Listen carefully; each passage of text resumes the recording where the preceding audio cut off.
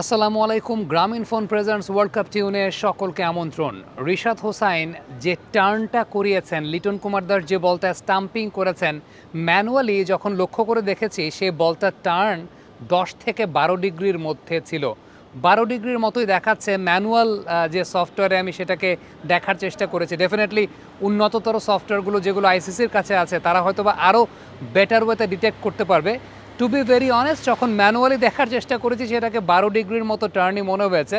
খেয়াল করে দেখেন যে জায়গায় বলটা পিচ করেছে সেই জায়গা থেকে লিটন কুমার দাস যেখান থেকে বলটাকে রিসিভ করেছেন, definitely it was a fantastic delivery. এবং রিশাদ হোসাইন এই ম্যাচটা পুরোপুরি টার্নিং পয়েন্ট যদি আমি বলি তাহলে তার ওই দুইটা পার্টিকুলার ডেলিভারি, বিশেষ করে যে ব্যাটারটাকে তিনি স্টাম্পিংয়ের ফাঁদে ফেলেছেন ঠিক তার আগের উইকেটটা যদি আমরা চিন্তা করি, ওই ব্যাটারটা সেট ব্যাটার ছিলেন, তাকে যে কাজটা করেছেন outside off stump away from his body shot খেলতে বাধ্য করেছেন এবং তাকে এগেইনস্ট দ্য টার্ন তিনি যাতে লেগ সাইডে শট খেলেন কিংবা টার্নের ফরে অফ সাইডে শট খেলেন, এই দুইটা জায়গাতে অ্যাওয়ে ফ্রম হিজ বডি বাধ্য করেছেন। এবং আবারও বলবো, মুশতাক আহমেদ ভাইকে আসলে অসংখ্য ধন্যবাদ যে রিশাদের মধ্যে এই যে ব্যাটারের সঙ্গে মাইন্ড গেম খেলার জায়গাটা, সেই জায়গাটা তিনি তৈরি করেছেন, যেটা আজ থেকে 6-7 মাস আগেও সত্যিকারের অর্থ রিশাদের মধ্যে ছিল না।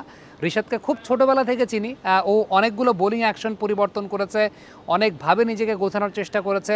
চান্ডিকা হাতুরা সিংয়ে আসার পর তাকে দলের সঙ্গে ক্যারি করেছে, নেট বোলার হিসেবে কাজ করেছে অনেকদিন। দেন একটা পর্যায়ে কিন্তু তাকে নিয়মিতভাবে ন্যাশনাল টিমে ম্যাচ খেলাচ্ছে। তবে যে টার্নটা, সেই টার্নটার দিকে যদি আবার ফেরত যাই, এই পিচটা এমন কোনো পিচ না যেখানে আপনি খুব বেশি র্যাঙ্ক টার্নার বা মিরপুরে যে কাইন্ড অফ উইকেট হয় যে একদম টোটালি র্যাঙ্ক টার্নার কিংবা চিপাকের মতো র্যাঙ্ক টার্নার, সেরকম না।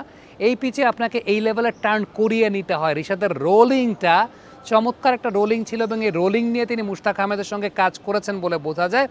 আরেকটা খুব উল্লেখযোগ্য বিষয় সেটা হচ্ছে রিশাদের লেন্থ ম্যানেজমেন্টটা খেয়াল করে দেখেন ভাই, আমি খুবই মুগ্ধ মানে খুবই মুগ্ধ, মানে so beautiful, so elegant, looking like a wow. রিশাদের পিচ ম্যাপটা খেয়াল করে দেখবেন, ফুল লেন্থে কোনো বলই তিনি করেন নাই, ব্যাটসম্যানের ব্যাটের সামনে তিনি কোনো বলই দেন নাই।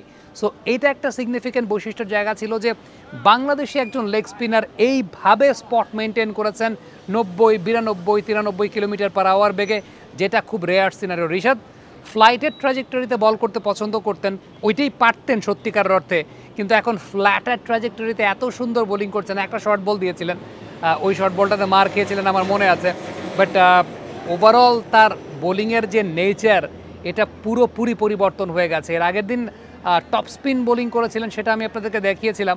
তবে রিশাদের বলের একটা অন্যতম বড় বৈশিষ্ট্যের জায়গা, অ্যাকশন অনেকবার পরিবর্তন করেছে।